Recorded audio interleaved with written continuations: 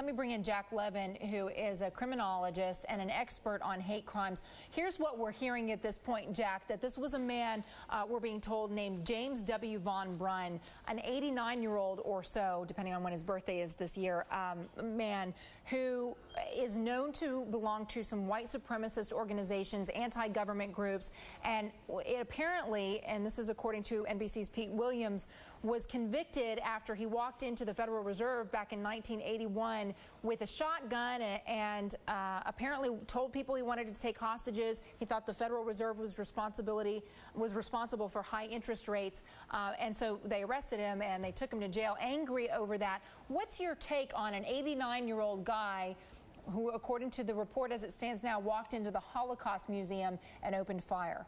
Well, first of all, people tend to mellow out with age, so it is quite unusual to see someone of such advanced age do such a hideous act of violence, even if it's related to hate.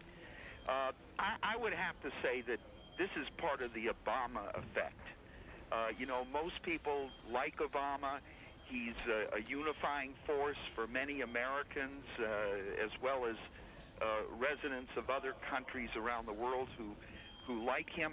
But at the same time, he's generated kind of a backlash of white supremacy in this country, so that there are more members of these groups than we've seen in a long time.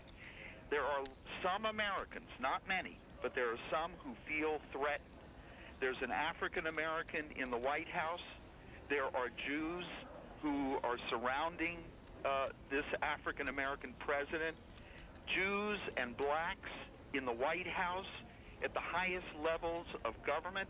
Boy, that's threatening to someone who sincerely believes that blacks are subhumans, that Jews are the children of the devil, and I think that's what's happening right now. And let me ask you, because I mentioned this earlier, that just last week, President Obama was at Buchenwald, the concentration camp, where Nobel Peace Prize recipient Elie Wiesel lost his father, a survivor of that incident. So we heard not only from President Obama, but we also heard from Elie Wiesel this enormously moving speech, a speech where he put a real impetus on the president to effect change and to end the hate and violence.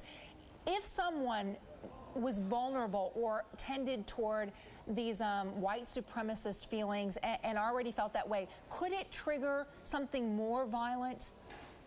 Well, you know, change is in itself is threatening to a lot of people.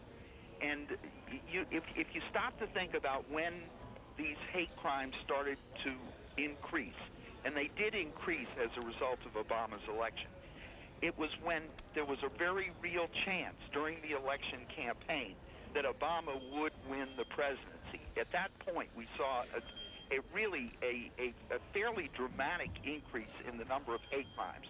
And then we also saw hate crimes on the day that Obama was inaugurated. And I think that, you know, if you're looking for the central reason why there are more hateful people around, they were hateful before, but now they feel they have to act because they sincerely believe that the White House has been taken over by communists, by Jews, by blacks, and any foreign influence is seen as something that has to be eliminated. So it's not just African Americans who are being targeted. Yeah. It's also Latinos because of so many immigrants in this country from Mexico, and Jack, Jews and gays. We have producers and reporters working this story from all angles. Yeah. Again, and just to recap for the audience watching at home, a shooter has walked into the Holocaust Museum and opened fire. At this point, the museum says a security guard has been shot, and the gunman is in the hospital as well. With me on the phone is Mark Weaver from WMAL and Jack Levin, who's a criminologist and an expert on hate crimes. Mark, before I get to you, I want to get back to Jack. I'm just telling you, Jack, that we have reporters and producers who are following this. It does appear they've uncovered an article by James W. Von Brunn, who's now the primary suspect in this shooting. His article entitled Christianity and the Holocaust. He calls both of them a hoax and says Christianity destroyed Roman civilization. The Holocaust religion is destroying Western civilization. The Aryan gene pool dies, quote, unwept, unhonored, and unsung. That's from an article presumably by the man who is now the primary suspect in this shooting. What's your reaction?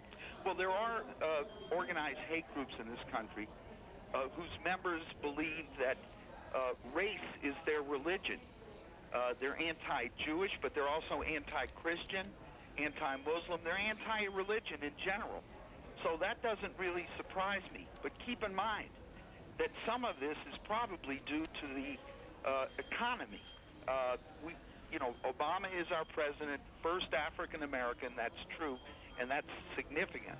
But at a time when we're seeing an unprecedented number of immigrants, and when the economy has gone south to the point where we have a 9% unemployment rate, and you put all those things together, and you see that somebody has got to be blamed for it.